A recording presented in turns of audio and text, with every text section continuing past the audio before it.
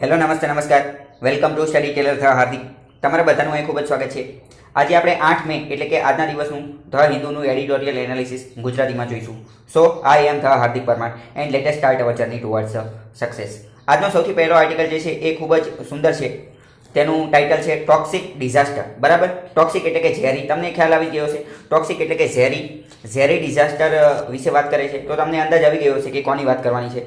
વિશાખાપટ્ટનમની અંદર જે gas leak થઈ ગયો છે, બરાબર, તો તેના વિશે ચર્ચા કરીશું કે કયો ગેસ હતો, તે શા માટે મહત્વનું છે, આની માટે અન્ય રાજ્યોએ શું શીખ મેળવવી જોઈએ, આ બધી વસ્તુ આપણે જોઈશું। બરાબર, ડિઝાસ્ટર એટલે કે મુસીબત, ખૂબ જ મોટી મુસીબત હોય તેને ડિઝાસ્ટર કહે છે, ખૂબ મોટી મુસીબત અથવા આફત। બરાબર, તો ટોક્સિક એટલે કે ઝેરી મુસીબત અત્યારે આવી ગઈ છે। આપણે એક તો પેન્ડેમિક સામે તો લડી રહ્યા હતા, મહામારી કોરોના વાયરસ સામે તો લડતા હતા, ત્યાં બીજી વસ્તુ આવી ગઈ। બરાબર, આપણે ગુજરાતીમાં અને ખાસ કરીને તો કાઠિયાવાડમાં એવી કહેવત છે કે પડ્યા ઉપર પાટું। તો અત્યારે આ વિશાખાપટ્ટનમના લોકો માટે એવું છે, આંધ્રપ્રદેશ માટે એવું છે કે પડ્યા ઉપર પાટું। કેમ? કારણ કે કોવિડ-19 તો હતો તે, એની ઉપર ફરીથી આ ટોક્સિક ડિઝાસ્ટર ઝેરી મહામારી આવી ગઈ છે।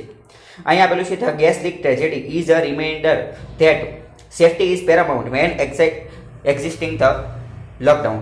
સેફ્ટી ઇઝ પેરામાઉન્ટ, આ ખૂબ જ મહત્વની વસ્તુ છે। સેફ્ટી ઇઝ પેરામાઉન્ટ એનો મતલબ શું થાય કે સેફ્ટી એટલે કે જે સેફ્ટી જે છે એ સર્વોચ્ચ છે। પેરામાઉન્ટનો મતલબ શું થાય? સર્વોચ્ચ। પેરામાઉન્ટ એટલે આની પહેલા પણ આપણે ઘણી બધી વાર શીખી ચૂક્યા છીએ કે સર્વોચ્ચ, એની ઉપર કાંઈ નથી, સેફ્ટીની ઉપર કાંઈ નથી। દરેક વ્યક્તિએ પોતાના જીવનની અંદર સેફ્ટી તો રાખવી જોઈએ। અત્યારે કોવિડ-19 થી બચવા માટે પણ ઘણી બધી સેફ્ટી રાખવી જોઈએ। તો આ જે ડિઝાસ્ટર થઈ ગઈ છે, બરાબર, આ ઝેરી ડિઝાસ્ટર, તો તેનેથી બચવા માટે પણ સેફ્ટી રાખવાની જરૂર હતી। બરાબર, સેફ્ટી એટલે કે સુરક્ષા, ગુજરાતીમાં શું કે સુરક્ષા। સૌથી પહેલાં જોઈ લઈએ કે આ બધી વસ્તુ થયેલી છે ક્યાં, તો કે વિશાખાપટ્ટનમની અંદર આ ગેસ લીક થઈ ગયો છે, ઝેરી ગેસ લીક થઈ ગયો છે। ક્યાં? વિશાખાપટ્ટનમની અંદર।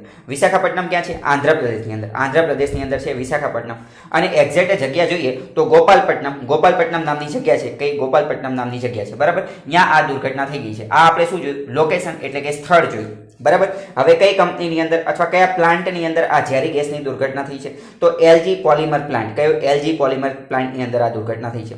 એલજી પોલિમર પ્લાન્ટ એટલે એલજી ઉપરથી તમે જે વસ્તુ વિચારી રહ્યો છો એ બિલકુલ સાચી વિચારી રહ્યો છો। આપણે ઘરની અંદર જે એલજીનું ટીવી, એલજીનું ફ્રીજ, આવી બધી વસ્તુ વાપરતા હોય, આ એ જ એલજી કંપની છે। આ એ જ એલજી કંપની છે। બરાબર, આ એ જ એલજી કંપનીવાળા જે છે એમનો પોલિમર પ્લાન્ટ હતો। પોલિમર એટલે કે પ્લાસ્ટિક બનાવવા માટેની જે કંપની હતી એવો એક પ્લાન્ટ હતો। બરાબર, એલજી વિશે તમને ખબર છે, એલજી સાઉથ કોરિયાની કંપની છે, સાઉથ કોરિયાની। બરાબર, સાઉથ કોરિયામાં હમણાં થોડાક સમય પહેલા તે ઇલેક્શન થયા હતા, તો આ બધી વસ્તુ તમને ખબર હોય છે। અને આ એક હઝાર્ડિયસ ગેસ હતો। હઝાર્ડિયસનો મતલબ થાય ખૂબ જ ઝેરી, બરાબર, નુકસાન કરે, બરાબર, એને હેઝાર્ડિયસ કહેવાય। બરાબર, અને ગેસ કયો હતો એ તમારે ખાસ યાદ રાખવાનું છે। ગેસનું નામ હતું સ્ટાયરીન નામનો ગેસ હતો। બરાબર, તો ઘણા બધા ફેક્ટ જોઈ લીધા। સૌથી પહેલા લોકેશન જોયું એટલે કે સ્થળ જોયું કે કઈ જગ્યાએ દુર્ઘટના ઘટેલી। વિશાખાપટ્ટનમ, આંધ્રપ્રદેશ, ગોપાલપટ્ટનમ, બરાબર, એલજી પોલિમર પ્લાન્ટ અને સ્ટાયરીન। બરાબર, હેઝાર્ડિયસનો મતલબ ખૂબ જ જોખમી। સ્ટાયરીન વેપર એટલે કે વરાળ સ્વરૂપે જે બહાર આવે એ, તો ગેસ તો હંમેશા વરાળ સ્વરૂપે જ બહાર આવે, એ તો ખ્યાલ હશે તમને। આગળ વાત કરીએ તો horrific stories of people falling from buildings. જો આ ગેસ જેવો તે લોકોના સંપર્કની અંદર આવી ગયો, બરાબર, ગેસ લીક થઈ ગયો, આ હેઝાર્ડિયસ એન્ડ પોઈઝનિયસ ગેસ એટલે કે ઝેરી અને આ બધો ગેસ એ લોકોના સંપર્કમાં આવતા તે લોકો તરત અનકોન્શિયસ થઈ ગયા। અનકોન્શિયસનો મતલબ સમજી લે, મતલબ કે લોકો પોતાની ચેતના ગુમાવવા માંડ્યા। બરાબર, ટૂંકમાં કહીએ તો બેભાન થવા માંડ્યા। લોકો શું થવા માંડ્યા? બેભાન થવા માંડ્યા। અને બેભાન થવા લાગ્યા એટલે તરત જ તેઓ મોટી બિલ્ડિંગની ઉપર ઉભા હતા તો ત્યાંથી પડી જવા માંડ્યા। તેના કારણે ઘણા બધા લોકોના મૃત્યુ થઈ ગયા। ઇન્ટુ વેલ્સ એન્ડ ડીચીસ, ખાડાની અંદર અને કૂવાની અંદર પણ લોકો પડી ગયા। બરાબર, કોન્શિયસનેસનો મતલબ તમે સમજી જાજો કે ચેતના, કોન્શિયસનેસનો મતલબ ચેતના ગુમાવી દીધી, બેભાન થવા માંડ્યા। સ્ટાયરીનનું નામ યાદ રાખવાનું છે કે ગેસ કયો હતો? સ્ટાયરીન। બરાબર, પોલિસ્ટાયરીન પ્રોડક્ટ બનાવતા હતા। બરાબર, પ્લાસ્ટિક માટેની બનાવવાની વસ્તુ હતી। અને manufacture, storage and import of hazardous chemical rules. હવે જો સ્ટાયરીન જે છે, સ્ટાયરીનને ભારત સરકારે શેમાં રાખેલું છે? તો સ્ટાયરીન જે છે એને ભારતે આ એક 1989નું એક્ટ છે એની અંદર રાખેલું છે। 1989નો કયો એક્ટ છે? તો કે manufacturing, storage and import of hazardous chemical rule. Hazardous એટલે કે આવા ઘાતક, આવા ઝેરી અને આવા જે નુકસાનકારક જે એલિમેન્ટ્સ, આવા જે નુકસાનકારક કેમિકલ જે હોય તેમને રાખવા માટેના રૂલ્સ બનાવેલા છે। 1989માં 1989ની અંદર એની અંદર સ્ટાયરીનને રાખેલું છે। તો તમે સમજી શકો છો કે ખતરનાક વસ્તુ જે હોય એમને સંગ્રહ કરવા માટેના રૂલ બનાવેલા હોય અને એમાં સ્ટાયરીને રાખેલું હોય તો આપણે એનો અંદાજ લગાવી શકીએ છીએ કે તે કેટલું ખતરનાક હશે, બરાબર. રૂલ્સની અંદર શું આપેલું હોય? તો રૂલ્સની અંદર એવું આપેલું હોય કે આને કેવી રીતે રાખવાનું, કઈ જગ્યાએ રાખવાનું, કેવી પરિસ્થિતિની અંદર રાખવાનું, તાપમાન કેટલું રાખવાનું, સ્ટોરેજ કઈ જગ્યાએ કરવાનું, કેવી રીતે એનો ડેસ્ટ્રોય કરવાનો એટલે કે કેવી રીતે એનો નાશ કરવાનો, આવી બધી વસ્તુ આપેલી હોય. ખૂબ 400 500 600 700 પાનાની ખૂબ લાંબી બુક હોય. આપણે બધા રૂલ્સ પાકા કરવાના નથી. કેમ? કારણ કે આપણે આની અંદર નોકરી મેળવવાની નથી અને જે પરીક્ષા આપવાની છે એ કંઈ સ્પેશિયલ આની વિશે પૂછવાના નથી, એટલે આ રૂલ્સ પાકા કરવા નથી. પણ ખાલી એટલું યાદ રાખજો કે 1989માં કંઈક એવા રૂલ્સ બનાવેલા હતા. તમે એ પણ અંદાજ લગાવી શકો છો કે 1989 એવા રૂલ્સ શા માટે બનાવેલા હશે? કારણ કે Bhopal gas tragedy, Bhopal gas દુર્ઘટના પણ આ સમયમાં થઈ હતી, બરાબર, આના થોડાક સમય પહેલા. એટલે ત્યારથી ભારતને શીખ મળી ગઈ હશે કે હવે આવું ચાલે નહીં, આપણે પણ કંઈક રૂલ્સ બનાવવા જોઈએ. એટલે એની પછી આ રૂલ્સ બનાવેલા હશે, બરાબર. એક મહાન વ્યક્તિએ એવું કહી ચૂક્યો છે કે હંમેશા આપણે જે છે એ ભૂલોમાંથી શીખવું જોઈએ. હંમેશા આપણે શું મિસ્ટેક્સ એટલે કે ભૂલોમાંથી શીખવું જોઈએ. પરંતુ એવું કીધું નથી કે આપણી પોતાની ભૂલો હોવી જોઈએ, બીજાની ભૂલમાંથી પણ શીખી શકાય છે, બરાબર. બીજાની ભૂલમાંથી શીખવું જોઈએ. એને કહેવામાં એક થોડીક મિસ્ટેક થઈ ગઈ કે હંમેશા ભૂલમાંથી શીખવું જોઈએ, પણ એવું નથી કીધું કે આપણી ભૂલમાંથી શીખવું જોઈએ, બીજાની ભૂલમાંથી શીખવું જોઈએ. તો અત્યારે આંધ્રપ્રદેશની અંદર આ ઘટના ઘટી ગઈ છે, તો અન્ય રાજ્યોએ પણ શીખ મેળવવી જોઈએ, બરાબર. 1989 એક્ટ વિશે યાદ રાખજો. Rules lay down strict norms on how it should be handled and store. એની અંદર એવું પણ આપેલું છે કે આ બધા જે કેમિકલ્સ હોય તેને કેવી રીતે સ્ટોર કરવા જોઈએ અને તેને કેવી રીતે હેન્ડલ કરવા જોઈએ. હવે શું આપેલું છે? Was the reopening work at the factory left to unskilled people. ઘણા બધા લોકો આ દુર્ઘટના થવા પાછળનું એક કારણ એવું પણ કહે છે કે અત્યારે આજે લોકડાઉન પછી આ જે ફેક્ટરીને ઓપન કરવામાં આવી તો અહીંયા અનસ્કિલ્ડ પીપલને રાખી દીધેલા હતા. એટલે કે એવા લોકો કે જેની પાસે પૂરતી આવડત નથી, અનસ્કિલ લોકો હતા, બરાબર. જેની પાસે એવી ટ્રેનિંગ ને એવું બધું આપેલું નહોતું કે ત્રીજું ખેલ હોય બેડ દીધા હોય અને કહી દીધું હોય કે આમ કરી નાખો તેમ કરી નાખો, બરાબર. એટલે કે પૂરતી યોગ્યતા અથવા પૂરતી સ્કિલ આવડત હતી ને એવા લોકોને બેસાડી દીધા હતા. એના કારણે પણ આ થઈ ગયેલું છે એવું પણ કહેવામાં આવે છે. અહીંયા એક વર્ડ આપેલો છે પ્રોબ્ડ. પ્રોબનો મતલબ તમે ખાસ યાદ રાખજો. પ્રોબનો મતલબ થાય PROBE. પ્રોબનો મતલબ થાય ખૂબ જ ઊંડી તપાસ, ખૂબ જ ઊંડી તપાસ. તો એવું કહેવામાં આવે છે કે આ જે ગેસ દુર્ઘટના થઈ છે તો તેની ખૂબ ઊંડી તપાસ થવી જોઈએ આંધ્રપ્રદેશ ગવર્મેન્ટ દ્વારા અથવા ભારત સરકાર દ્વારા જે કરે તે, બરાબર. વહેલી તકે તપાસ પૂરી કરવી જોઈએ અને આની માટે જે કોઈ પણ જવાબદાર વ્યક્તિ જે છે એને સજા ફટકારવી જોઈએ અથવા તેની ઉપર કડક પગલાં લેવા જોઈએ, બરાબર. હવે કેવા પગલાં લઈ છે તો આપણે આગળ જોઈશું, આર્ટિકલમાં આવશે. તો Andhra Pradesh government must focus immediately on the medical needs of those who have been grievously affected by the gas leak. Andhra Pradesh સરકારે અત્યારે તો સૌથી પહેલું કાર્ય શું કરવું જોઈએ? તો જે લોકો આનેથી અસરગ્રસ્ત થયા છે એ લોકોને પહેલાં તો મેડિકલ ટ્રીટમેન્ટ એટલે કે સારવાર પૂરી પાડવી જોઈએ, હેલ્થ ટ્રીટમેન્ટ, સ્વાસ્થ્ય તેમનું સારું રાખવું જોઈએ. ઇનએવિટેબલનો મતલબ અનિવાર્ય, જેને ટાળી ન શકાય તેવું, બરાબર. એમની સારવારને ટાળી ન શકાય એવી છે, એમને અત્યારે પહેલાં તો સારવાર આપવી જોઈએ, બરાબર. એમની પાસે પૈસા ન હોય તો સરકારે અત્યારે તે પૈસા ઉપાડવા જોઈએ, બરાબર. અને આ જે દુર્ઘટના થઈ તો એ આપણને કોની યાદ અપાવે છે? તો 1984 ની અંદર જે ભોપાલ ગેસ ડિઝાસ્ટર થયો હતો તેની યાદ અપાવે છે. 1984 ભોપાલ ગેસ ડિઝાસ્ટર, બરાબર. ભોપાલ ક્યાં છે તે તમને ખબર હશે? MP મધ્યપ્રદેશની અંદર ભોપાલ આવેલું છે, મધ્યપ્રદેશની અંદર ભોપાલ આવેલું છે. એવો ક્વેશ્ચન પણ પૂછાય છે કે ભોપાલ ગેસ ટ્રેજેડી જે છે તે કયા વર્ષમાં થઈ હતી? 1984 ની અંદર, બરાબર. તો 1984માં થઈ હતી એટલે તે એના 5 વર્ષ પછી 1989માં હેઝાર્ડિયસ કેમિકલ માટેનો રૂલ્સ બનાવવામાં આવેલો છે. એ પણ આપણે આગળ જોઈ ચૂક્યા, બરાબર. Styrene could have chronic effect beyond the immediate symptoms. એટલે કે સ્ટાયરીન આ એક એવા પ્રકારનું કેમિકલ છે કે એવું પણ બની શકે કે અત્યારે લોકોની અંદર તાત્કાલિક એના લક્ષણો ન દેખાય, તાત્કાલિક એનો કોઈ રોગ કે એનો લક્ષણ ન દેખાય, પરંતુ ભવિષ્યની અંદર થોડા સમય બાદ તેના સિમ્પટમ્સ, તેના લક્ષણો દેખાય, બરાબર. અત્યારે તો બધું સારું હોય પણ તો તેને હલકામાં લેવાની જરૂર નથી, તેની તેમ છતાં પણ સારવાર કરાવવાની જરૂર છે, કારણ કે ભવિષ્યમાં તે આગળ જતા લક્ષણો બતાવી શકે છે. International safety literature sites, international આંતરરાષ્ટ્રીય ધોરણે આ એક રિસર્ચ સંશોધન કરવાવાળી સંસ્થા છે. એમને કીધું છે it is as a substance that may cause cancer, બરાબર.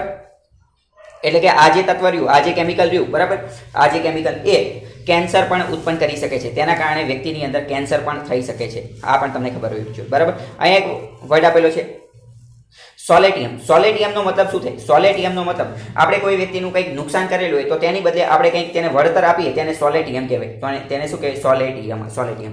જેમ કે કોઈ વ્યક્તિ બાઇક લઈને જતો હોય અને કોઈક વૃદ્ધને અથવા કોઈક લારીવાળાને ભટકાડી દે અથવા કાર લઈને જતો હોય ભટકાડી દે, બરાબર. તો તેનું એ જે નુકસાન કરે અને એ નુકસાનની ભરપાઈ કરવા માટે તે જે પૈસા આપે તો તેને સોલાટિયમ કહેવાય. સોલાટિયમ, બરાબર. એટલે કે વળતર.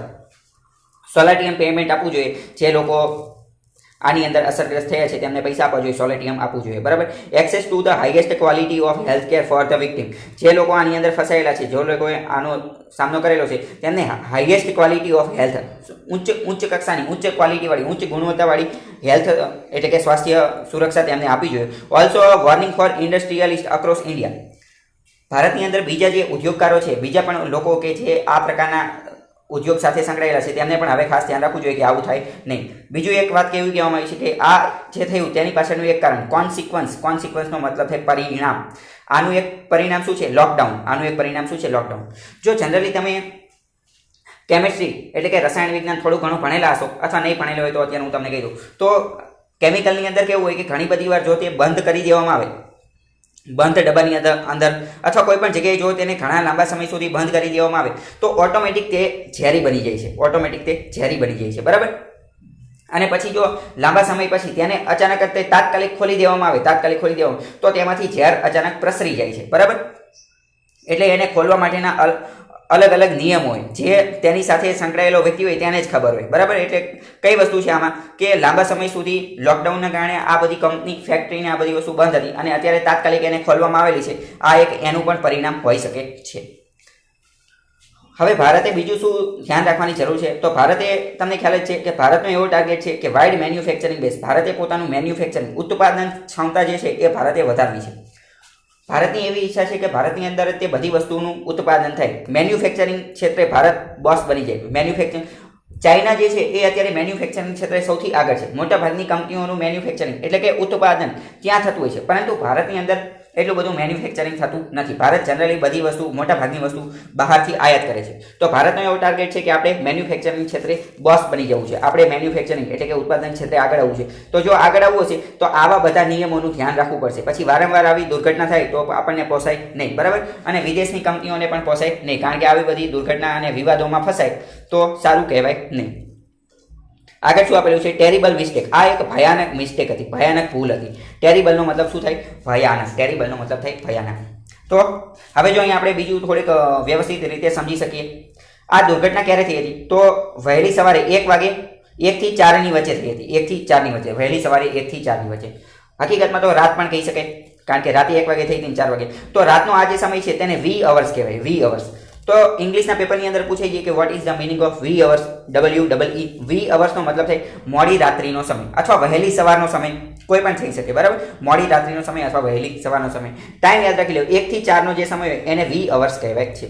LG, જો LG નો લોગો પણ જોઈ શકો છો. LG સાઉથ કોરિયાની કંપની છે. સાઉથ કોરિયા વિશે આપણે ઘણી બધી વાત કરેલી છે. પ્રોડક્ટ કઈ બનાવે છે? ટેલિકમ્યુનિકેશન, ઇલેક્ટ્રોનિક, કેમિકલ ને આ બધી વસ્તુ બનાવી છે. પ્લાસ્ટિક બનાવવાની કંપની હતી, બરાબર. પ્લાસ્ટિક, તમને ખ્યાલ હશે કે આપણે કોઈ પણ વસ્તુ ઓનલાઈન મંગાવીએ અથવા કોઈ પણ વસ્તુ જ્યારે મંગાવીએ તો ઉપર એક પ્લાસ્ટિક જેવું આવે છે અને એની ઉપર ફુગ્ગા જેવું અથવા બબલ જેવી વસ્તુ આવે છે જે આપણે ફોડતા હોઈએ છીએ, બરાબર. કોઈ પણ વસ્તુને પેક કરવા માટે લગાવેલી છે. તો આ જે પ્લાસ્ટિકની કોથળી હોય કે જેની ઉપર ફુગ્ગા અને બબલ હોય છે અને તે આપણે ફોડતા હોઈએ છીએ, પછી ફટફટ એવો અવાજ આવે છે, તો એ બનાવવા માટેની જે આ કંપની હતી, બરાબર.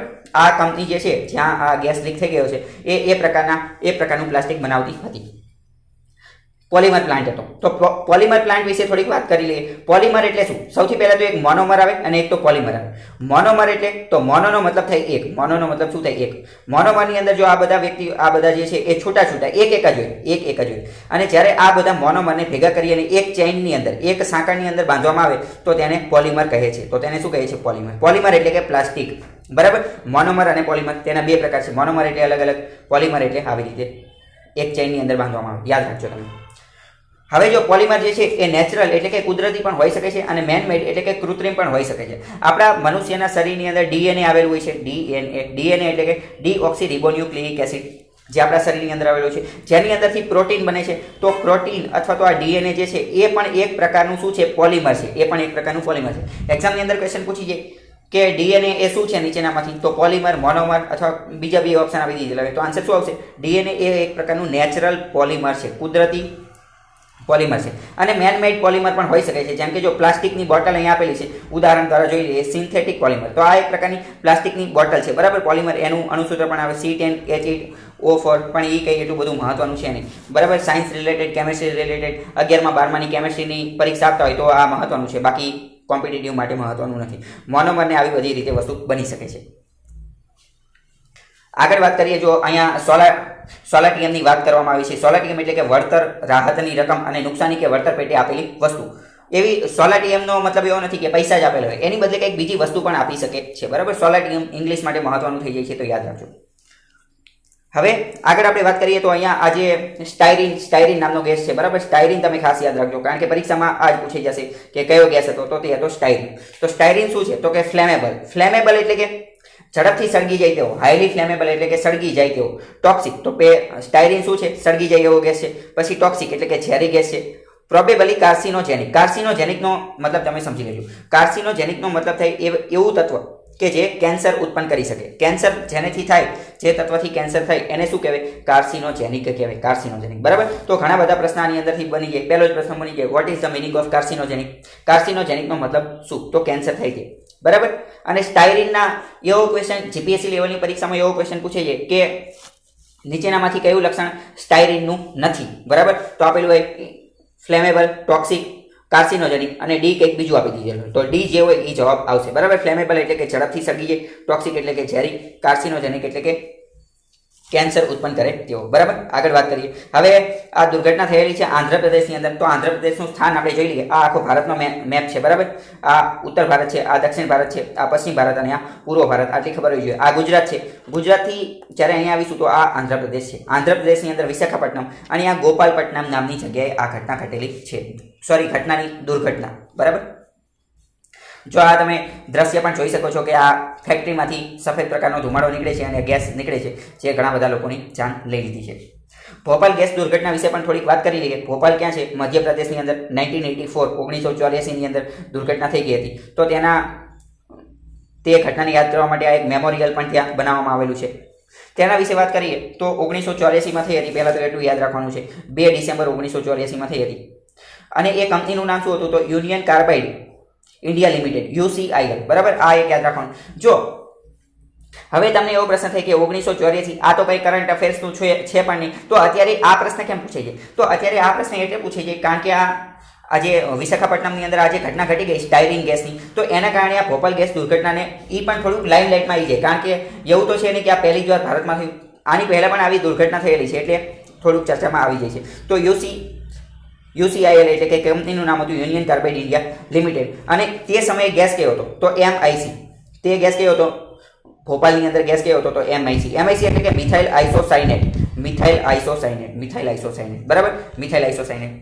હવે થોડીક સાયનાઇડ વિશે વાત કરીએ તો સાયનાઇડ જે છે એ વિશ્વનું સૌથી ઉચ્ચ કક્ષાનું ઝેર છે. સાયનાઇડ શું છે? સાયનાઇડ એ એક પ્રકારનું કેમિકલ છે. બરાબર, તો સાયનાઇડ શું છે? સાયનાઇડ જે છે એ એક પ્રકારનું ઝેર છે. બરાબર, સાયનાઇડ અલગ અલગ પ્રકારના હોઈ શકે છે. Isocyanide, methyl cyanide, ethanoic cyanide. બરાબર, એટલું ડિટેલમાં જાણવાની જરૂર નથી, પરંતુ આ એક પ્રકારનું એટલું ખતરનાક ઝેર છે કે સાયનાઇડનો ટેસ્ટ કેવો છે, એનો સ્વાદ કેવો છે એ હજુ સુધી કોઈને ખબર નથી. કારણ કે ઘણા બધા વૈજ્ઞાનિકો એટલે મરી ગયા કે સાયનાઇડ એમને ટેસ્ટ કરી અને ખાલી નોટની અંદર એવું લખે કે આનો ટેસ્ટ ખારો, ખાટો, મીઠો જે લખે એ પહેલાં એમનું મૃત્યુ થઈ જાય. સાયનાઇડ એક એવી વસ્તુ છે કે જેના કારણે વ્યક્તિની સેકન્ડોમાં મૃત્યુ થઈ જાય છે. સેકન્ડની અંદર. બરાબર, સેકન્ડના 8/6 ભાગની અંદર તાત્કાલિક જ મૃત્યુ થઈ જાય. સાયનાઇડ એટલી ખતરનાક વસ્તુ છે, એટલે સાયનાઇડના ચાળા કરે નહીં. ઝવેરચંદ મેઘાણીએ કંઈ કીધેલું હતું એમ. બરાબર, કે ઝેરના પારખા ન હોય, પણ તેમ છતાં પણ અમુક વૈજ્ઞાનિકોને એવું થયું કે ના લાવો તો આપણે સાયનાઇડનો ટેસ્ટ આપણે લોકોને બતાવો છે કે એનો ટેસ્ટ, એનો સ્વાદ કેવો છે. બરાબર, જેમ કે તમે સાંભળેલું છે કે એસિડ સ્વાદે ખાટા હોય છે, તો આ બધા વૈજ્ઞાનિકોને એવું થયું કે હાલો આપણે સાયનાઇડનો ટેસ્ટ એ કેવી, પરંતુ કહી શક્યા નહીં, તેમને મૃત્યુ પામી ગયા. સાયનાઇડ. બરાબર, એક આ મૂવી આવેલું છે મોમ મૂવી આવેલું છે. બરાબર, તો મોમ મૂવીની અંદર શું થાય છે કે એમની અંદર એના વિશે આપણે થોડીક વાત કરીએ તો મોમ મૂવીની અંદર આ જે હિરોઈન જે છે એના દ્વારા એક વિલન હોય છે, એને મારવામાં આવે છે. એને મારવા માટે કોનો ઉપયોગ કરવામાં આવે છે? એને મારવા માટે આ જે સફરજનના બી હોય છે, સફરજનના બી, એનો ઉપયોગ કરવામાં આવે છે, સફરજનના બીનો. તો આ વાત હું તમને શું લેવા કહું છું, કારણ કે પિક્ચર જોવા જવાની અત્યારે જરૂર નથી, અત્યારે તો વાંચવાની જરૂર છે, પણ હું તમને ખાલી અત્યારે એટલું કહું છું કે સફરજનના બીનો ઉપયોગ કરે છે, તો સફરજનના બીની અંદર પણ સાયનાઇડ આવે છે. શું? સફરજનના બીની અંદર પણ સાયનાઇડ આવે છે. તો એ પિક્ચરની અંદર શું કરે છે કે ઘણા બધા સફરજન લઈ લે છે અને એની અંદરથી આ બધા બી કાઢી અને એનું જ્યુસ એક વ્યક્તિને પીવડાવી દે છે, જેથી એનું મૃત્યુ થઈ જાય છે. બરાબર, મોમ મૂવી કદાચ તમે જોયેલું હશે, ખૂબ સારું મૂવી છે, પરંતુ ન જોયેલું હોય તો અત્યારે જોવા ન બેસતા, અત્યારે તો વાંચવાનું કરજો. કદાચ કંટાળો આવે તો પછી બેસી જજો. હવે ભારતના થોડાક મેન્યુફેક્ચરિંગ એટલે કે ઉત્પાદન ક્ષેત્રે ભારતનો અમુક ટાર્ગેટ છે. બરાબર, સરકાર દ્વારા અમુક પ્રકારના ટાર્ગેટ લોન્ચ કરવામાં આવેલા છે. જેમ કે તમને ખબર હશે કે 2022 સુધીમાં ભારતના ખેડૂતોની આવક જે છે એ બમણી કરવાનો ટાર્ગેટ છે 2022 સુધીમાં. તો એવી જ રીતે મેન્યુફેક્ચરિંગ સેક્ટરની અંદર એટલે કે ઉત્પાદનની અંદર પણ ભારતનો ટાર્ગેટ છે શું કે 2022 સુધીમાં ભારતની જે જીડીપી જે છે જીડીપીમાં 25% ભાગ જે છે 25% ભાગ એ મેન્યુફેક્ચરિંગમાંથી આવવો જોઈએ અને 2022 સુધીમાં મેન્યુફેક્ચરિંગની અંદર ભારતે 100 મિલિયન જોબ પ્રોવાઈડ કરવાની છે. 100 મિલિયન જોબ પ્રોવાઈડ કરવાની છે. બરાબર. તો આ ડેટા ખૂબ જ મહત્વનો છે. તમે આ યાદ રાખી લેજો. કેમ? કારણ કે 2022 સુધીમાં ખેડૂતોની આવક બમણી કરવાની છે. આ તો બધાને ખબર હશે, આખા ગામને ખબર હશે. બરાબર. પરંતુ આ એક એવી માહિતી છે જે ખૂબ ઓછા વ્યક્તિઓને ખબર હશે. હું એમ નથી કહેતો કે કોઈને નહીં ખબર હોય. બરાબર. વ્યવસ્થિત વાંચતા હોય તો ખબર પણ હોય, પરંતુ તમે પણ આ માહિતી જાણી લો. ક્યારેક કોઈ આન્સર લખતા હોય અથવા તો આ ડેટા ખૂબ મહત્વનો થઈ શકે છે અથવા એમસીક્યુમાં પણ પૂછાઈ શકે છે. ફરીથી જોઈ લઈએ. 2022 સુધીમાં 100 મિલિયન જોબ ક્રિએટ કરવાની છે. 100 મિલિયન જોબ બનાવવાની છે. શેમાં? મેન્યુફેક્ચરિંગની અંદર. અને જીડીપીના 25% મેન્યુફેક્ચરિંગમાંથી લાવવાના છે ત્યાં 2022 સુધીમાં. આગળ વાત કરીએ સ્લો બટ સ્ટેડી. અત્યારે હવે આ જે આર્ટિકલ જે છે એ ખૂબ મહત્વનો નથી, પરંતુ જેટલું મહત્વની છે એ આપણે વાત કરી લઈએ. ભારતની અંદર પણ કોવિડ-19ના કેસ વધી રહ્યા છે. તો એને અટકાવવા માટેનો ખાલી એક જ રસ્તો છે, ઓનલી મોર ટેસ્ટિંગ. કયો રસ્તો? એકમાત્ર રસ્તો એ છે કે વધારે અને વધારે ટેસ્ટિંગ કરો અને વધારે જે પોઝિટિવ આવે એને આઇસોલેશનની અંદર રાખી દો. તો ભારતની અંદર 52,469 કેસ કન્ફર્મ થઈ ગયા છે, 1,771 ફેટાલિટી અને આ બધી વસ્તુ તો સમજ્યા એટલા બધા કેસ નહીં છે. પરંતુ મહત્વનું એ છે કે ભારત પણ ટોપ 15 કન્ટ્રીની અંદર આવી ગઈ છે.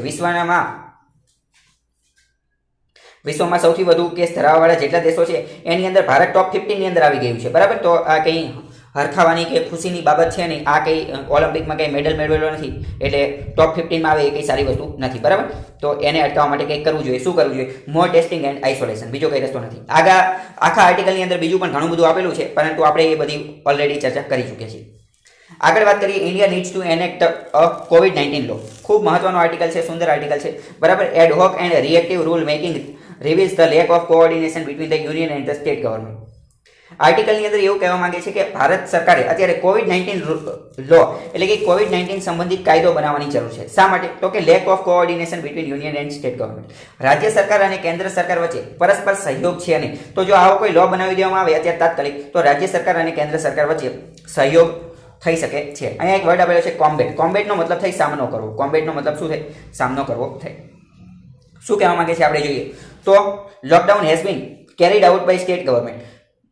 State government and district authorities on the direction of the Union Ministry of Home Affairs under the Disaster Management Act of 2005.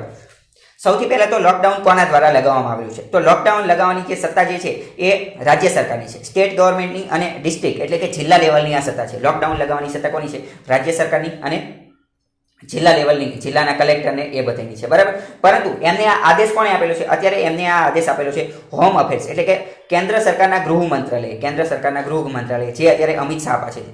અને એમને આ આદેશ કેવી રીતે આપેલો છે? પોતાને મજા આવી ગઈ ને એમ નથી આપેલો. એમને આ એક કાયદા અનુસાર આપેલો છે. એ એક્ટ કયો છે?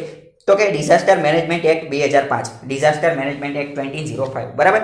તો આ ક્વેશ્ચન ડાયરેક્ટ પૂછાઈએ કે લોકડાઉનનો આદેશ કયા કાયદા અંતર્ગત આપેલો છે? તો ડિઝાસ્ટર મેનેજમેન્ટ એક્ટ 2005 અને રાજ્ય સરકાર દ્વારા તેનું પાલન કરવામાં આવેલું છે. આની માટે તે national disaster management authority NDMA એવો ક્વેશ્ચન પૂછે. એનડીએમએ નું ફૂલ ફોર્મ શું છે? National disaster management authority. એ બનાવવામાં આવેલી છે અને એને હેડ કોણ કરે છે? તો કેન્દ્ર લેવલે એને હેડ કરે છે ડાયરેક્ટ તે પ્રાઇમ મિનિસ્ટર, વડાપ્રધાન એટલે કે અત્યારે નરેન્દ્ર મોદી એ એને હેડ કરે છે. અને જો કેન્દ્ર લેવલે આવી કમિટી બનાવવામાં આવી હોય તો એને હેડ કરે છે સીએમ એટલે કે ચીફ મિનિસ્ટર એટલે કે મુખ્યમંત્રી. બરાબર. અને નેશનલ એક્ઝિક્યુટિવ કમિટી પણ બનાવેલી છે જેને ચેર કરે છે home secretary. Most IMP question કયો છે? એનડીએમએ ને ચેર કોણ કરે છે? National disaster management authority. અને આ ક્વેશ્ચન એકવાર જીપીએસસીમાં પણ પૂછાઈ ગયો છે અને ક્લાસ 3 લેવલની પરીક્ષામાં પણ પૂછાઈ ગયો છે કે નેશનલ ડિઝાસ્ટર મેનેજમેન્ટ ઓથોરિટીના ચેરમેન કોણ હોય છે? તો તે વડાપ્રધાન હોય છે. પછી આગળ જોઈએ તો state government and authorities exercise power under the epidemic diseases act of 1897 to issue further direction. આની સાથે તે જો રાજ્ય સરકારે વધારે કોઈ આદેશ આપવા હોય કે આમ ન કરશો ને તેમ ન કરશો તો એ તે કયા એક્ટ અંતર્ગત આપે છે? તો epidemic diseases act 1897. Epidemic disease એટલે કે એવો રોગ કે જે વારંવાર ઝડપથી ફેલાતો હોય તેને એપિડેમિક ડિસીઝ એક્ટ કહેવાય છે. તેને એપિડેમિક ડિસીઝ 1897માં બનેલો છે. બરાબર. એટલે કે અંગ્રેજોને સમયની અંદર અંગ્રેજોએ બનાવેલો હતો. તો આ બધા એક્ટથી પ્રોબ્લેમ શું થઈ છે? તો આ બધા એક્ટની અંદર પ્રોબ્લેમ એ છે કે જો કોઈ પણ નાગરિક, ભારતનો કોઈ પણ વ્યક્તિ એ આ પ્રકારના એક્ટનું પાલન કરતો નથી અથવા તો આ આ જે એક્ટ જે છે એને તોડે છે, એનું ઉલ્લંઘન કરે છે, બરાબર, ઉલ્લંઘન કરે છે તો તેની ઉપર સીઆરપીસીની 144 નંબરની કલમ પ્રમાણે કાર્યવાહી થાય છે. 144 નંબરની કલમ પ્રમાણે કાર્યવાહી થાય છે, બરાબર. જો પહેલા તો આપણે આ શા માટે સમજી રહીએ છીએ, કારણ કે પહેલા તે ટાઇટલમાં શું આપેલું છે? ટાઇટલમાં આવેલું છે કે સરકાર દ્વારા અત્યારે COVID-19 એક્ટ લાવવાની જરૂર છે, બરાબર, કોરોના વાયરસનો એક્ટ લાવવાની જરૂર છે. તો તે શા માટે લાવવાની જરૂર છે? એના માટે એવું કહે છે કે અત્યારે જે આપણે છે એ ડિઝાસ્ટર મેનેજમેન્ટ એક્ટનો ઉપયોગ કરીએ છીએ અને એપિડેમિક ડિઝીઝ એક્ટનો ઉપયોગ કરીએ છીએ. તો આમાં શું ખામી છે ને એ દર્શાવવામાં આવેલી છે, બરાબર. તો ડિઝાસ્ટર મેનેજમેન્ટ એક્ટ અને એપિડેમિક ડિઝીઝ એક્ટનું કોઈ ઉલ્લંઘન કરે તો શું થાય છે? તો સીઆરપીસીની 144 નંબરની કલમ પ્રમાણે એની ઉપર કાર્યવાહી થાય છે. તો એનાથી શું થઈ આપેલું છે? એનાથી આપેલું છે કે disaster management act has allowed the union government to communicate seamlessly with the state.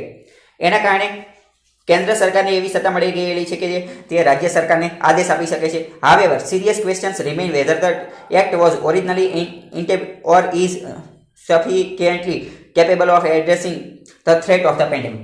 એટલે કે મહત્વનો પ્રશ્ન એ છે કે કેન્દ્ર સરકાર આ એક્ટના આધારે રાજ્ય સરકારને આદેશ આપે છે, પરંતુ શું આ જે કાયદો છે એ કારગર નીવડ્યો છે? આ જે પરિસ્થિતિ પેન્ડેમિકને હલ કરવામાં, પેન્ડેમિકનું સોલ્વ કરવામાં શું આ કાયદો કારગર નીવડ્યો છે? તો એ પણ એક સમસ્યા છે. હવે જો એની violation of the order passed would be prosecution under section 188 of the penal code. તો જો કોઈ પણ વ્યક્તિ આનું, એક મિનિટ, અહીંયા આપણે એક ભૂલ હતી. સીઆરપીસી 144 નંબરની કલમ જે છે એના આધારે એને સજા આપવામાં આવતી નથી, પરંતુ સીઆરપીસી 144 શું છે? તો સીઆરપીસી 144 અનુસાર કર્ફ્યુ લગાવવામાં આવે છે. એટલે કે ઘણા બધા લોકો ટોળામાં ભેગા થઈ શકતા નથી, બરાબર. રાજ્ય સરકાર જે છે એ અત્યારની પરિસ્થિતિની અંદર પરિસ્થિતિ કાબૂમાં રહે, લોકો ભેગા ન થાય એટલે સેક્શન 144 144 નંબરની કલમ લગાવે છે. કોની? સીઆરપીસીની 144 નંબરની કલમ શું કહે છે? તો સીઆરપીસીની 144 નંબરની કલમ કહે છે કર્ફ્યુ. એટલે કે ઘણા બધા લોકો ટોળામાં એક સાથે ભેગા થઈ શકશે નહીં, બરાબર. હમણાં મેં કીધું હતું એ અલગ વાત હતી, એ આની અંદર આવશે. પરંતુ જો તેમ છતાં પણ આ એપિડેમિક ડિસીઝ એક્ટ અને ડિઝાસ્ટર મેનેજમેન્ટ એક્ટનું કોઈ વ્યક્તિ વાયોલેશન કરે છે, તેનું ઉલ્લંઘન કરે છે, તો તેની ઉપર આઈપીસીની 188 નંબરની કલમ પ્રમાણે તેને સજા થાય છે. આઈપીસીની 188 નંબરની કલમ પ્રમાણે તેને સજા થાય છે, બરાબર. તો હવે રાઇટર એવું કેમ કહે છે કે આપણે પણ આ એક્ટ બનાવવો જોઈએ? તો એ એવું એટલા માટે કહે છે કે યુનાઇટેડ કિંગડમ એટલે કે બ્રિટન જે છે એમને પણ કોરોના વાયરસ એક્ટ 2020 બનાવી દીધો છે. સાથે સાથે જો જ્યારે કોઈ પણ એક્ટ બનાવવામાં આવે તો એની અંદર બધી વસ્તુ ડિટેલમાં આપેલી હોય છે, બધી વસ્તુ વિગતમાં આપેલી હોય છે કે ક્યારે બહાર નીકળવાનું, કોને બહાર નીકળવાનું, બહાર ન નીકળે તો શું કરવાનું, કેટલી સજા આપવાની, કેવી રીતે સજા આપવાની, બધી વસ્તુ ડિટેલમાં લખેલી હોય છે. પરંતુ જ્યારે એક્ટ ન હોય એટલે શું થાય? એટલે એના કારણે ઘણી બધી ખામીઓ અને આવું બધું થાય છે. એટલે ઘણા બધા લોકો જે છે એ એની અંદરના લૂપ હોલ્સનો ઉપયોગ કરી લે છે. એટલે જો વ્યવસ્થિત કાયદો હોય તો ઘણા બધા ફાયદા થાય છે. જેમ કે જો અહીંયા બ્રિટનનું ઉદાહરણ આપીને આપેલું છે કે એમને કોરોના વાયરસ એક્ટ 2020 બનાવેલો છે, જે કોમ્પ્રિહેન્સિવ એક્ટ છે. કોમ્પ્રિહેન્સિવ એટલે કે એકદમ વ્યાપક એક્ટ છે, વ્યાપક. એની અંદર શું આપેલું? Dealing with all issue connected with COVID-19 including emergency registration of healthcare professional. એટલે કે તાત્કાલિક કોઈ હેલ્થકેર પ્રોફેશનને હાયર કરવો હોય તો એની માટેનું આપેલું છે, બરાબર. Temporary closure of educational institute, શૈક્ષણિક સંસ્થાઓને શું કરવાનું એ આપેલું છે. Audio visual facility, criminal processing. અત્યારે આરોપીઓ માટે વિડીયો પ્રોસેસિંગ, વિડીયો કોન્ફરન્સિંગ, એ બધી વસ્તુ આપેલી છે, બરાબર. એટલે કે એક્ટ બનાવવો જોઈએ ટૂંકમાં, એટલું યાદ રાખો. સિંગાપોર દ્વારા પણ આવી જ વસ્તુ કરવામાં આવેલી છે. અને સિંગાપોરે તો એવું કરી નાખેલું છે કે જો કોઈ પણ વ્યક્તિ આનું ઉલ્લંઘન કરશે, ઘરની બહાર નીકળશે અથવા જે એક્ટમાં આપેલું છે એનું ઉલ્લંઘન કરશે તો $10,000 દંડ થઈ જશે, બરાબર. $10,000 ડાયરેક્ટ જ, બરાબર. જ્યારે આપણો આ જે સેક્શન 188 આપણે આઈપીસીના 188 પ્રમાણે મેં તમને કીધું હતું કે ડિઝાસ્ટર મેનેજમેન્ટ એક્ટ અથવા એપિડેમિક એક્ટનું કોઈ પાલન નથી કરતા તો આઈપીસીની 188 નંબર પ્રમાણે તેનો ગુનો લાગુ પડે છે. તો 188 નંબરની કલમ તો ભારતની અંદર શું કહે છે? એને $200 દંડ થાય, કાં $1,000 દંડ થાય, 200 થી $1,000 દંડ થાય અને 6 મહિનાની કેદ થઈ શકે, બસ. તો આટલામાં તો કોઈ એનું પાલન કરે નહીં, મતલબ કે કડક કાયદા હોવા જોઈએ. પરંતુ ભારતનો જે આ 188 નંબરની કલમ કહે છે એ કોઈ કડક કાયદો નથી, બરાબર. એની અંદર શું થાય છે? 200 થી 1000નો દંડ થાય અથવા 6 મહિનાની સજા થાય. તો તમારી માટે શું શું મહત્વનું અમુક ડેટા જે મહત્વના છે, ખૂબ જ મહત્વના, એ હું તમને કીધું. તો સીઆરપીસીની 144 કર્ફ્યુ માટેની કલમ છે, બરાબર. આઈપીસીની 188 નંબરની કલમ 188 કે જે શેના વિશે વાત કરે છે? 200 થી 1000 વચ્ચેનો દંડ અને 6 મહિનાની કેદ, બરાબર. તો આ બધું યાદ રાખવાનું છે તમારે. આગળનો આર્ટિકલ જોઈએ. તો આઈપીસી કોણે બનાવેલી હતી ભારતની અંદર એ પણ વાત કરી લઈએ. આઈપીસી ના જનક ભારતની અંદર કહેવામાં આવે છે લોર્ડ મેકોલે. કોણે બનાવેલી હતી? Lord Macaulay. ક્યારે બનાવેલી હતી? 1860 ની અંદર બનાવેલી હતી. 1860 ની અંદર. 1834 ની અંદર ભારતમાં સૌપ્રથમ લો કમિશન બનાવવામાં આવેલું હતું, કાયદા પંચ. ભારતની અંદર સૌપ્રથમ કાયદા પંચ ક્યારે બન્યું હતું? 1834 માં. અને સૌપ્રથમ કાયદા પંચના અધ્યક્ષ કોણ હતા? તો તે લોર્ડ મેકોલે જ હતા. એ મેકોલે જ હતો. બરાબર. તો આ બધું તમને ખબર હોવી જોઈએ કે સૌપ્રથમ કાયદા પંચ 1834 માં. આઈપીસી કોણે બનાવી? Lord Macaulay. બરાબર. ક્યારે? 1860 માં. પ્રથમ કાયદા પંચના અધ્યક્ષ, લો કમિશનના અધ્યક્ષ તો કે લોર્ડ મેકોલે. બરાબર. આગળ વાત કરીએ. આગળનો આર્ટિકલ છે કન્ડક્ટિંગ ઇલેક્શન્સ ડ્યુરિંગ અ પેન્ડેમિક. અત્યારે આ જે મહામારી જે છે આ તો આ સમયની અંદર ઇલેક્શન એટલે કે ચૂંટણીઓ યોજવી જોઈએ કે ન યોજવી જોઈએ, તો એના વિશે વાત કરવામાં આવેલી છે. અહીંયા આપેલું છે ઇલેક્શન કમિશન એટલે કે ચૂંટણી પંચ ભારતીય બંધારણની 324 નંબરની કલમમાં છે. બરાબર. તો મહારાષ્ટ્રની અંદર અત્યારે એક સમસ્યા સર્જાઈ ગઈ છે. શું સર્જાણી છે એ આપણે જોઈ લઈએ.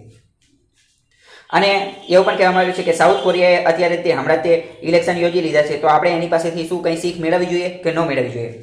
તો મહારાષ્ટ્રની અંદર સમસ્યા એ થઈ ગઈ છે કે મહારાષ્ટ્રના જે ચીફ મિનિસ્ટર એટલે કે મુખ્યમંત્રી જે છે ઉદ્ધવ ઠાકરે, એમનો જે કાર્યકાળ છે એ પૂરો થવા માટે આવેલો છે. તો કઈ રીતે પૂરો થવામાં આવેલો છે એના વિશે વાત કરવામાં આવી છે.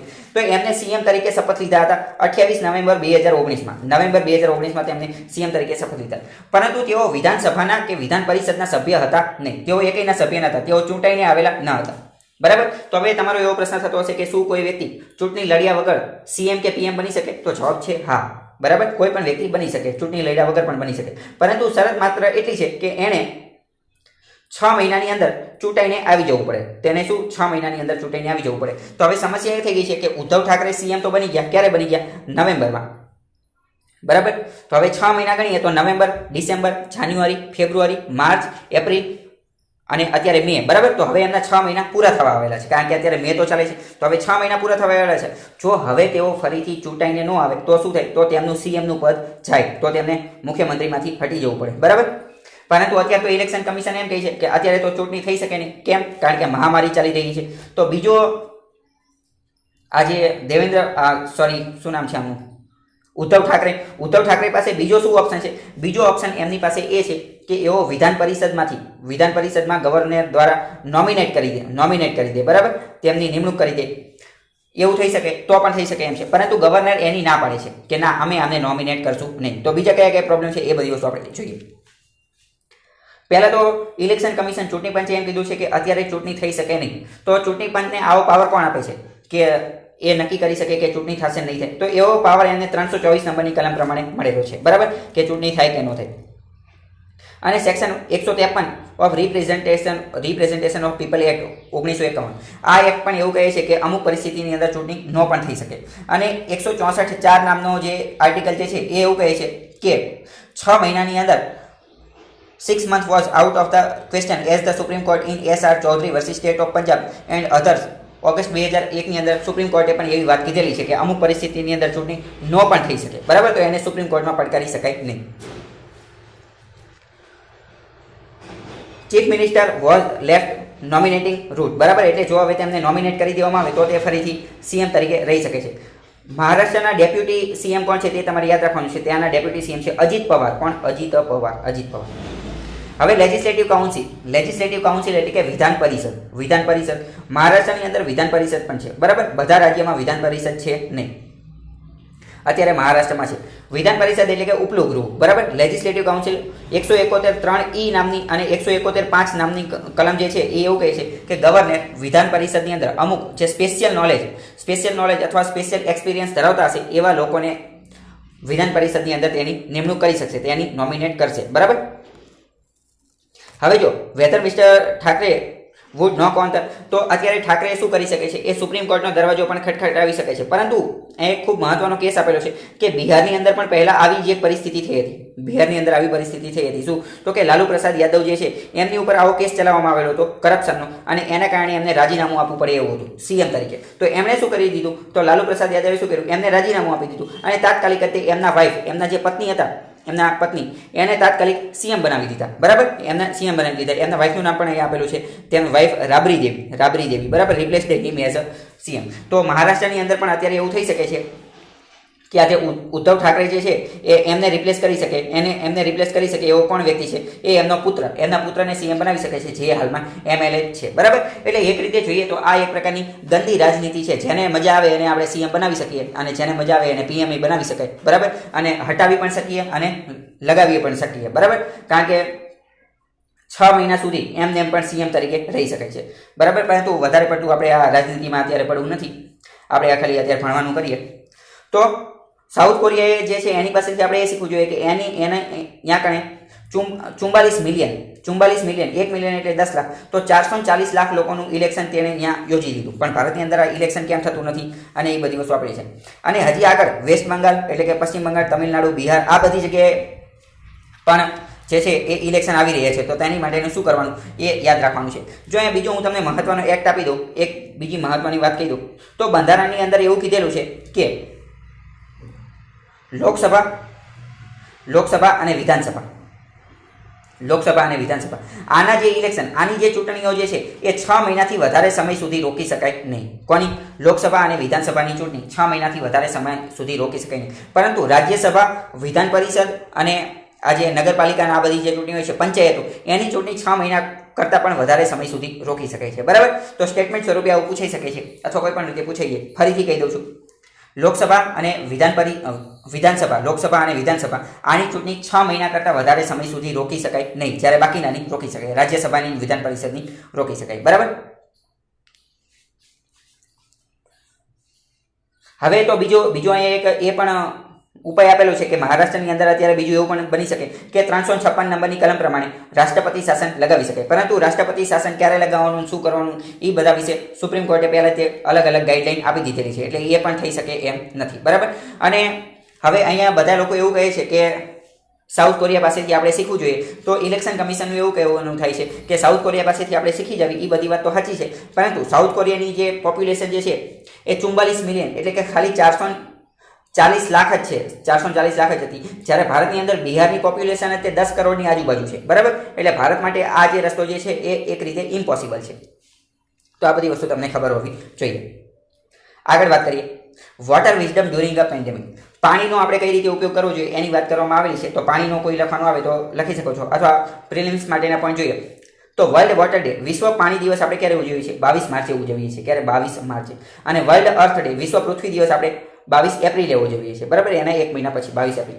22 માર્ચ વર્લ્ડ વોટર ડે, વિશ્વ પાણી દિવસ. 22 એપ્રિલ તો વર્લ્ડ અર્થ ડે, વિશ્વ પૃથ્વી દિવસ. આ વખતની 2020ની થીમ શું હતી પાણી ડેની? વોટર એન્ડ ક્લાઇમેટ ચેન્જ, બરાબર. બીજું જો એ શું આપેલું છે, સસ્ટેનેબલ ડેવલપમેન્ટ ગોલ કે જે યુનાઇટેડ નેશન્સ દ્વારા લાવવામાં આવેલા છે, 17 ગોલ છે, તે પણ પાણી બચાવવા વિશે વાત કરે છે. ભારત સરકાર દ્વારા national action plan on climate change, Bharat દ્વારા national action plan on climate change NAPCC આ લોન્ચ કરવામાં આવેલું છે, જેની અંદર ટોટલ 8 મિશન આપેલા છે. પ્રિલિમ્સમાં એવો પ્રશ્ન પૂછે છે, national action plan on climate change, આની અંદર કેટલા મિશન છે? તો આ 8 મિશન આપેલા છે, બરાબર. તો આ બધી વસ્તુ તમને ખબર હોવી જોઈએ. બીજો એક મહત્વનો આર્ટિકલ આપેલો છે કે IMD includes POK in weather forecast, એટલે કે ઇન્ડિયન મિટેરિયોલોજીકલ ડિપાર્ટમેન્ટ છે ભારતનું, કે જે મિનિસ્ટ્રી ઓફ અર્થ સાયન્સ પૃથ્વી વિજ્ઞાન મંત્રાલયની અંતર્ગત આવે છે. તેણે પાકિસ્તાન ઓક્યુપાઈડ કાશ્મીર જે છે, POKનો ભાગ પાકિસ્તાન ઓક્યુપાઈડ કાશ્મીર, એને પણ ભારતની અંદર આ જે હવામાનની જે આગાહી કરે છે એની અંદર સમાવેશ કરી દીધો છે, બરાબર. પહેલા તે એની અંદર હતો નહીં. અને POKની અંદર કયો ભાગ આવે છે? તો ગિલગિટ બાલ્તિસ્તાન અને મુઝફ્ફરાબાદનો ભાગ આવે છે. ગિલગિટ બાલ્તિસ્તાન અને મુઝફ્ફરાબાદ. આવું કાર્ય IMDએ શા માટે કરેલું છે અથવા ભારત સરકારે શા માટે કરેલું છે? એની માટેનું મુખ્ય કારણ એ છે કે પાકિસ્તાનની સુપ્રીમ કોર્ટે એવો ચુકાદો આપી દીધો. શું? પાકિસ્તાનની સુપ્રીમ કોર્ટે એવો ચુકાદો આપી દીધો કે ગિલગિટ બાલ્તિસ્તાન જે છે, ગિલગિટ બાલ્તિસ્તાન, ત્યાં હવે પાકિસ્તાન ઇલેક્શન કરી શકશે. ત્યાં શું કરી શકશે? ત્યાં પાકિસ્તાન ચૂંટણી યોજી શકશે. તો ભારતને મજા આવે નહીં, કારણ કે ભારતનો ભાગ છે, કાશ્મીર તો ભારતનો ભાગ છે, અને ત્યાંની કોર્ટ દ્વારા એવું કહી દે કે તમે ચૂંટણી યોજો તો ભારતને મજા આવી નહીં. એટલે ભારતે પાકિસ્તાન સામે લેખિતમાં પણ ફરિયાદ કરી દીધી, લખીને એ બધું પણ જણાવી દીધું. અને આજે ગિલગિટ બાલ્તિસ્તાનનો ભાગ જે છે એને IMDમાં પણ સમાવેશ કરી દીધો છે. તો ઘણા બધા પ્રશ્ન પૂછાઈ શકે કે ગિલગિટ બાલ્તિસ્તાન શું છે, ક્યાંનો ભાગ છે, POKમાં છે, IMDએ શા માટે દાખલ કરી દીધું, IMD કયા મંત્રાલય અંતર્ગત છે, ફૂલ ફોર્મ શું છે, બરાબર. IMDના ડિરેક્ટર જનરલ છે અત્યારે M મોહપાત્રા, બરાબર. તો આ તમારે યાદ રાખવાનું છે.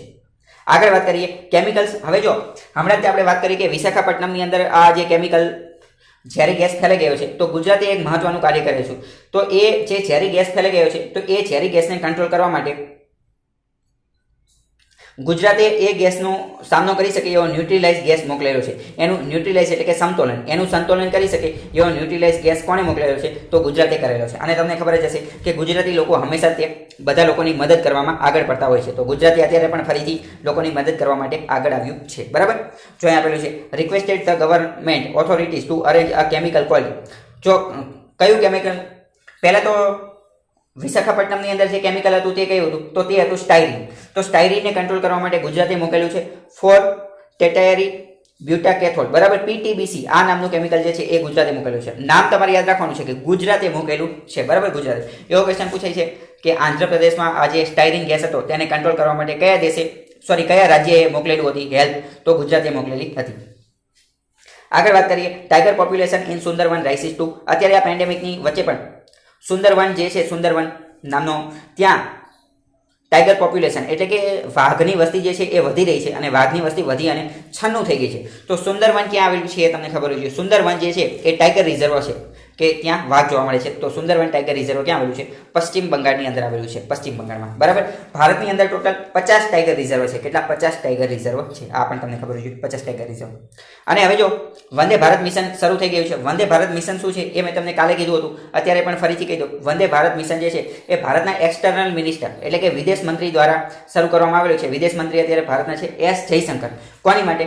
તો કે વિદેશમાં ભારતના લોકો જે ફસાયેલા છે એમને કાઢવા માટે. બરાબર. વંદે ભારત મિશન આ તમને ખબર હોવી જોઈએ. પછી જો અહીં એક વાત આપેલી છે કે અત્યારે આ દારૂની પરવાનગી આપી દીધેલી છે કે હવે દારૂની દુકાનો પણ ખોલી નાખવામાં આવી છે. તો ત્યાં ખૂબ લાંબી લાઈન લાગી ગઈ છે. લોકો દારૂ પીવા માટે ઉત્સાહિત થઈ રહ્યા છે અને ફટાફટ લાંબી લાઈન લાગી ગઈ છે. આપણે એક કાર્ટૂન પણ જોયું હતું જેમાં બહુ લાંબી લાઈન લાગી રહી. એટલે એની માટે ઈ ટોકન સર્વિસ ચાલુ કરવામાં આવેલી છે. અને liquor delivery scam surfaces in કેપિટલની અંદર આમાં પણ ઘણી બધી સમસ્યા થઈ રહી છે. બરાબર. લોકો દારૂ પાછળ એટલા બધા ગાંડા છે. અને જો એના કારણે Zomato plans two enter in alcohol delivery એટલે ઝોમેટો જે ખાવાનું ડિલિવર કરે છે એમને પણ હવે એવું નક્કી કરી નાખ્યું કે અમારે પણ દારૂની ડિલિવરી કરવી છે ઘરે ઘરે. રાજ્ય સરકાર દ્વારા પણ પંજાબ દ્વારા તે અત્યારે એવું જાહેર કરી દીધું કે અમે હવે લોકોએ બહાર આવવાની જરૂર નથી, અમે ઘરે ઘરે દારૂ પહોંચાડી દઈશું. બરાબર. તો હવે તમને એમ લાગશે કે હું અહીંયા દારૂની આટલી બધી ચર્ચા શા માટે કરું છું? બરાબર. તો એનું કારણ એ છે કે જો આ તમે આ કાર્ટૂન દ્વારા વ્યવસ્થિત સમજાવી શકાય છે. અત્યારે મોટાભાગના પહેલા તો એવું તો મેં તમને ઘણી બધી વાર સમજાવેલું છે કે દારૂ જે છે મોટાભાગના રાજ્યની આવકનો સોર્સ અત્યારે શું છે? દારૂમાંથી થતી કમાણી, દારૂમાંથી થતું ઇન્કમ જે છે એ દિલ્હી દ્વારા 70% ટેક્સ લગાવી દેવામાં આવેલો છે. દિલ્હી દ્વારા 70% વધારાનો ટેક્સ લગાવી દીધો. કોની ઉપર? દારૂ ઉપર. કારણ કે લીકર એની ઉપર જે ટેક્સ લાગે એ રાજ્ય સરકાર માટે ખૂબ જ મહત્વનો છે અને એને એટલે જ તો જીએસટીમાંથી બહાર રાખવામાં આવેલું છે. તો આ કાર્ટૂન દ્વારા એવું દર્શાવવામાં આવેલું છે કે આ દારૂ છે અને ઇકોનોમી, મોટાભાગના રાજ્યોની ઇકોનોમી, મોટાભાગના રાજ્યોનું અર્થતંત્ર જે છે એ અત્યારે દારૂ ઉપર નભેલું છે. આ એની ઉપર તરે છે. બરાબર. એની ઉપર તરે છે. કારણ કે બીજી બધી વસ્તુ તો અત્યારે બંધ છે અને દારૂ પીવાવાળા લોકો તો એટલા બધા શોખીન છે કે ગમે એટલા પૈસામાં વેચો એવો તો ખરીદવાના જ છે. એટલે ખૂબ સુંદર રીતે આ કાર્ટૂનમાં સમજાવેલું છે કે અત્યારે મોટાભાગના રાજ્યોનું અર્થતંત્ર આની ઉપર જ ચાલે છે. બરાબર. એટલે આપણે આગળના થોડીક પોઈન્ટ ડિસ્કસ કરેલા. પરીક્ષામાં પૂછાશે નહીં. બરાબર. પરંતુ કદાચ આન્સર લખવાનો આવે તો તમે લખી શકો છો કે રાજ્ય સરકારનો સૌથી મોટો રેવન્યુનો સ્ત્રોત આ લીકર પણ છે અને એને જીએસટીમાંથી બહાર રાખવામાં આવેલું છે. પેટ્રોલ ડીઝલ પણ જીએસટીમાંથી બહાર રાખવામાં આવેલું છે અને જીએસટીમાંથી બહાર રાખેલું છે એટલે તો દરેક રાજ્યમાં એની કિંમત અલગ અલગ હોય છે. બરાબર. તો હવે આટલી વસ્તુ તમને ખબર હોય છે. જો હવે અહીંયા આવી પણ અમુક ન્યૂઝ આવતી હોય છે કે જો અહીંયા શું આપેલું છે? આજ તકવાળા કહે છે કે 160 કરોડ મજદૂરો પર કોરોના કા સંકટ એટલે કે 160 કરોડ ઉપર કોરોનાનો સંકટ. પણ ભારતની આબાદી, ભારતની વસ્તી 135 કરોડ છે તો 160 કરોડ મજૂર ક્યાંથી આવી ગયા? બરાબર. તો આવું પણ આવતું હોય છે કોમેડી સ્વરૂપે. બરાબર. તો આટલી વસ્તુ હતી. પરંતુ તમારે આ જે ક્વેશ્ચન જે છે એનો આન્સર તમારે કમેન્ટ બોક્સની અંદર આપવાના છે. પહેલો ક્વેશ્ચન એ છે કે લોકડાઉન જે છે, લોકડાઉન એ કયા એક્ટ અંતર્ગત લગાવવામાં આવે છે?